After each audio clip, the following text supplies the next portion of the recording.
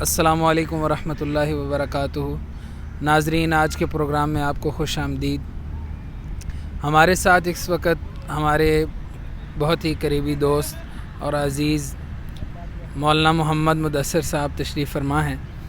یہ ہمارے ہم جماعت بھی ہیں، اور اس سال چونکہ آخری سال ہے اور حدیث کا سال ہے، ان سے آج ملاقات ہوئی تو ہم نے ان سے گزارش کی کہ ہمیں کوئی حدیث سنا دیں، چونکہ حدیث کا سال آپ کا چل رہا ہے، تو ہم ان سے گزارش کرتے ہیں کہ یہ ہمیں کوئی حدیث سنا دے۔ ذخیرہ حدیث میں سے کوئی بھی حدیث سنائیں۔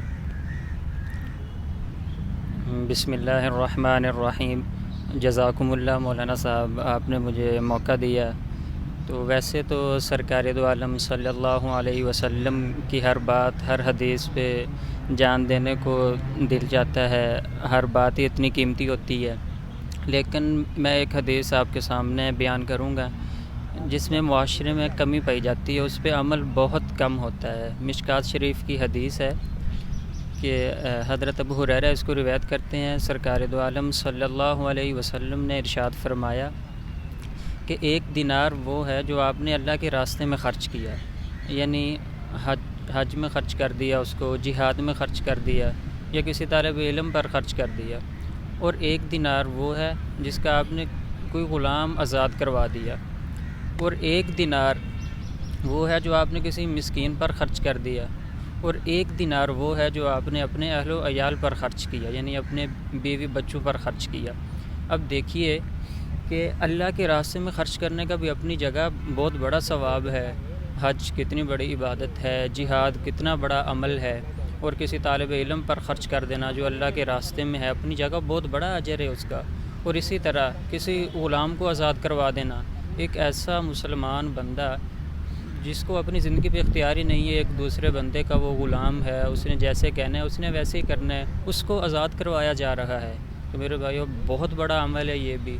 اور اسی طرح کسی مسکین پہ خرچ کر دینا جس کے پاس کچھ کھانے کو ہی نہیں ہے، اس کے پاس کچھ ہے ہی نہیں، اس کو دینار دے دینا، اس کا بھی اپنی جگہ بہت بڑا اجر ہے، اللہ تعالیٰ کے ہاں ثواب ہے۔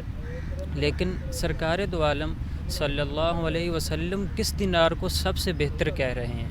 آپ نے فرمایا کہ ان 4 دینار میں سے سب سے بہتر دینار وہ ہے، سب سے زیادہ آپ کو ثواب اس دینار پہ ملے گا جو آپ نے اپنے بیوی بچوں پر خرچ کیا۔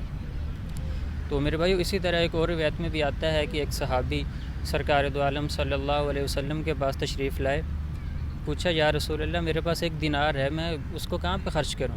آپ نے فرمایا کہ اپنے بچوں پہ خرچ کرو۔ تو فرمایا یا رسول اللہ، میرے پاس ایک اور دینار ہے، اس کو میں کہاں پہ خرچ کروں؟ تو آپ نے فرمایا اپنی بیوی پہ خرچ کرو، اپنے والدین پہ خرچ کرو۔ تو صحابی نے پوچھا یا رسول اللہ، میرے پاس ایک اور دینار ہے، اس کو میں کہاں پہ خرچ کروں؟ تو آپ نے فرمایا کہ اس کو اپنے خادم پہ خرچ کرو۔ تو صحابی نے پوچھا یا رسول اللہ، ایک اور دینار ہے، میں اس کو کہاں خرچ کروں؟ تو آپ نے فرمایا کہ اب تم بہتر جانتے ہو کہ اس کا مستحق کون ہے، اس کو وہاں پہ خرچ کر دو۔ تو میرے بھائیو، آپ دیکھیں کہ کیسی ترتیب سرکار دو عالم صلی اللہ علیہ وسلم نے ارشاد فرمائی کہ جو سب سے قریب ہے نا، سب سے جو قریب ہے پہلے اس پہ خرچ کرو۔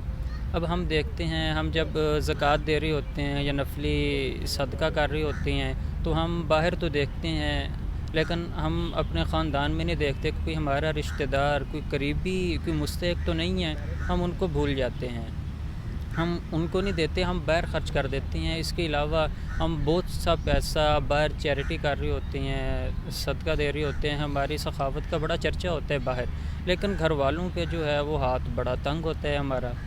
تو میرے بھائیو، ایسا نہیں ہونا چاہیے۔ اب حدیث آپ کے سامنے آ گئی، 2 روایتیں جو ہیں میں نے اس کا مفہوم جو ہے وہ آپ کے سامنے رکھا، تو ہمیں اپنی بیوی بچوں پر، اپنے والدین پر جو ان کی جائز خواہشات ہیں، تو ہمیں کھل کے خرچ کرنا چاہیے، اپنے گھر والوں پر بھی ہمیں کھل کے خرچ کرنا چاہیے، باہر بھی خرچ کرنا چاہیے، لیکن اس حدیث کو سامنے رکھے تو ہمیں اپنے بیوی بچوں پر، اپنے گھر والوں پر اپنا ہاتھ تنگ نہیں کرنا چاہیے۔